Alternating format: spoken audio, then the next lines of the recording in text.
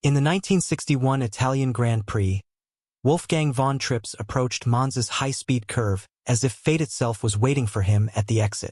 A slight will contact sent his Ferrari airborne, twisting violently toward the packed spectator area. In a single horrific second, metal and human bodies scattered through the air, leaving 16 lives lost in the deadliest moment F1 had ever seen.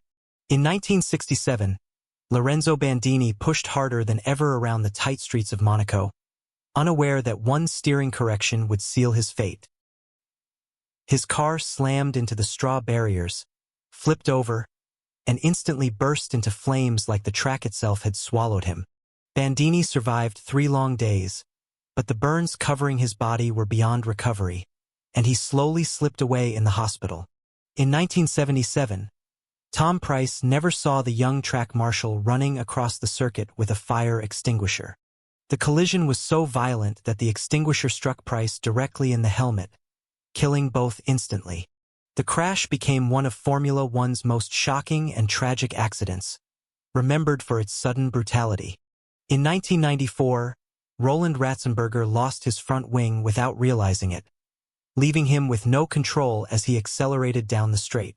His car hit the concrete wall at full speed, delivering an impact so severe that he died instantly. The paddock was shaken, but no one expected that the following day would bring an even greater tragedy. Ayrton Senna, the greatest driver of his generation, entered Tamburello with incredible precision before suddenly losing control. Telemetry showed he hit the brakes in the final milliseconds, fighting for the car even as disaster unfolded. The suspension rod pierced the cockpit on impact, delivering the fatal injury that silenced a global icon. The world watched in disbelief as Senna's motionless car rolled to a stop, marking one of the darkest days in motorsport history. Despite every safety effort that followed, the echoes of that haunting weekend still linger over Formula One. These tragedies reshaped the sport forever, proving that speed, courage, and mortality are never far apart on the world's fastest tracks. In 1955, Alberto Ascari joined a quiet test session in Monza, unaware that his final laps would end with a sudden and mysterious crash. Witnesses said his car swerved violently without warning, launching into the air and throwing him onto the track. Ascari died instantly, leaving the paddock stunned at how fate claimed a world champion with no explanation. 2 years later, in 1957, Eugenio Castellotti was testing at high speed when he clipped a curb and lost control in a split second. His Ferrari rolled violently across the circuit, throwing his body out as onlookers watched in horror. When the dust settled, Castellotti lay motionless beside the shattered machine. In 1960, Chris Bristow's promising career ended at Spa when he was thrown into fencing at terrifying speed. The impact was so severe that he never stood a chance, marking one of Spa's darkest moments. Just minutes later, another driver, Alan Stacey, lost control after being struck in the face by a bird while speeding down the same section. His car veered off the road, flew over the bank, and burst into flames on the hillside. 2 deaths in one race left the paddock shaken to its core. In 1969, British driver Gerhard Mitter died during practice when a mechanical failure sent his car straight into the forest barrier. Rescue workers could only watch as the wreckage burned deep inside the Nürburgring woods. In 1970, Piers Courage lost control at Zandvoort, and his car erupted in flames the moment it crashed. The burning wreck rolled into the grass, leaving no chance for survival. Only weeks later, driver Joe Siffert was killed when a suspension failure turned his car into an uncontrollable fireball. The cockpit filled with thick smoke, trapping him before marshals could reach the wreck. Each of these tragedies carved deeper scars into Formula One's history, reminding the world how thin the line between glory and death truly was. Lorenzo Bandini lost control during the final laps, and his car violently struck the harborside barrier. Lorenzo Bandini lost control during the final laps, and his car violently struck the harborside barrier. The impact flipped his car upside down, trapping him in a deadly inferno as marshals struggled to reach him.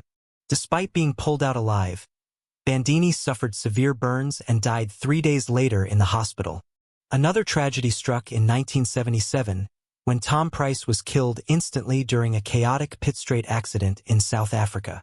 His car collided with a young marshal carrying a fire extinguisher, causing a fatal impact for both. The crash was so violent the extinguisher struck Price directly, killing him instantly.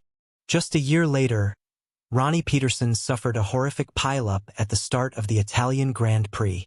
Peterson's car burst into flames, trapping him until fellow drivers pulled him out.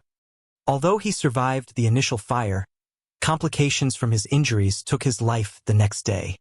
In 1994, Formula One faced one of its darkest weekends when Roland Ratzenberger crashed during qualifying at Imola. His car struck the wall at extreme speed, causing fatal injuries on impact. The paddock fell silent as safety teams realized Ratzenberger could not be saved. Only a day later, Ayrton Senna suffered a catastrophic crash during the race that shocked the entire world.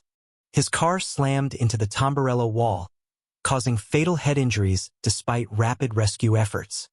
The death of a legend forced Formula One to completely rethink its approach to safety. These tragedies, carved into racing history, shaped the safer modern era we watch today. But behind every victory lap lies the memory of the drivers who paid the ultimate price. In 1955, the world was shaken when Alberto Ascari, a two-time world champion, mysteriously crashed during a simple test drive at Monza.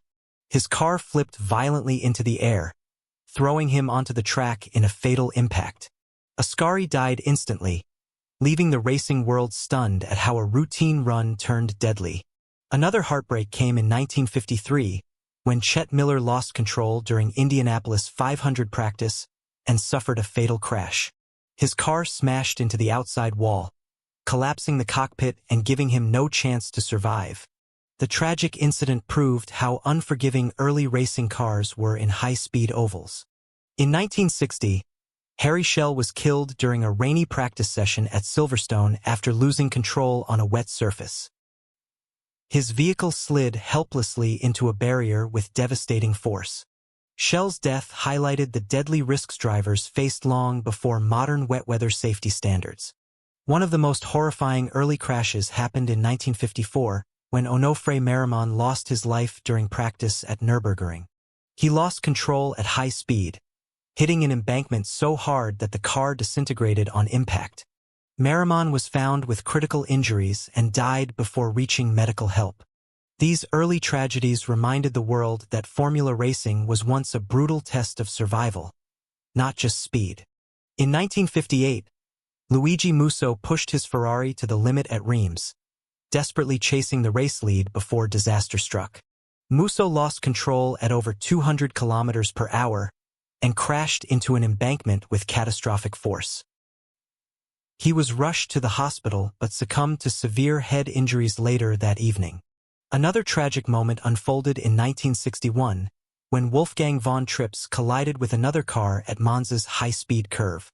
His car spiraled into the crowd, killing him and over a dozen spectators in one of racing's darkest days. The tragedy forced Formula One to rethink crowd safety for decades to come. In 1969, Gerhard Mitter died during practice at the Nürburgring when a suspected suspension failure sent him into the trees. The car burst into a cloud of debris as it slammed into the hillside.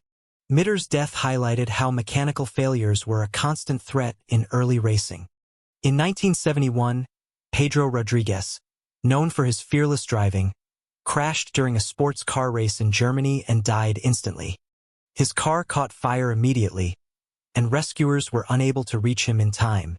Rodriguez's death echoed throughout the paddock, reminding everyone how fragile life was behind the wheel. And even before modern F1 began, early-era drivers risked everything on circuits with almost no safety barriers at all.